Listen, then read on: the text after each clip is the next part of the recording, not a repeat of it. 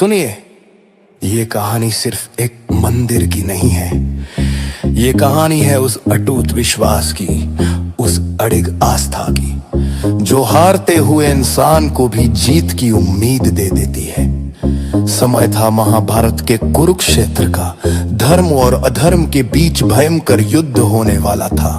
उसी समय भीम के पौत्र महान वीर बर्बरीक अपनी मां को एक वचन देकर रणभूमि की ओर चले, मैं हमेशा हारे हुए का सहारा बनूंगा। उनके पास थे 3 दिव्य बाण, ऐसे बाण जिनकी शक्ति से पूरी सेना का अंत क्षण भर में हो सकता था। उनकी वीरता देख कर देवता भी चकित थे, लेकिन भगवान श्री कृष्ण जानते के अगर बर्बरीक युद्ध में उतर गए तो जिस पक्ष को वे सहारा देंगे वही जीत जाएगा। और उस समय युद्ध में कौरव कमजोर थे, यानी अधर्म की जीत हो जाती। तब श्री कृष्ण एक ब्राह्मण का वेश धारण करके बर्बरीक के पास पहुँचे। उन्होंने बर्बरीक की परीक्षा ली और अंत मैदान में उनका शीश मांग लिया। सोचिए, एक योद्धा जिसने अभी युद्ध भी शुरू नहीं किया, उससे उसका सिर मांगा जाए। लेकिन बर्बरीक मुस्कुराए और बोले, ब्राह्मण देव, यदि यह आपका आदेश है तो मेरा शीश भी आपके चरणों में अर्पित है।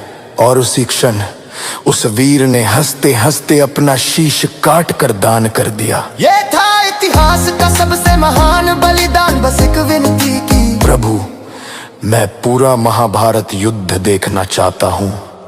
तब श्री कृष्ण ने उनके शीश को एक ऊंची पहाड़ी पर स्थापित कर दिया, जहां से बर्बरीक ने पूरा धर्म युद्ध देखा। युद्ध समाप्त हुआ और कलयुग का आरंभ हुआ। तब श्री कृष्ण ने उनके इस अद्भुत त्याग से प्रसन्न होकर कहा, कलयुग में तुम मेरे नाम से पूजे जाओगे और तुम्हारा नाम होगा श्याम। सदियां बीत गई, फिर राजस्थान के खाटू गांव में एक चमत्कार हुआ। एक गाय रोज एक स्थान पर खड़ी होती और उसके थनों से अपने आप दूध की धारा बहने लगती। जब उस स्थान पर खुदाई हुई तो धरती की गोद से वही दिव्य शीश प्रकट हुआ। राजा को स्वप्न में आदेश मिला और वहां भव्य मंदिर की स्थापना हुई, जिसे आज पूरी दुनिया खाटू श्याम जी मंदिर के नाम से जानती है। जिस कुंड से वो शीश मिला उसे आज श्याम कुंड कहा जाता है। मान्यता है कि इस पवित्र जल की एक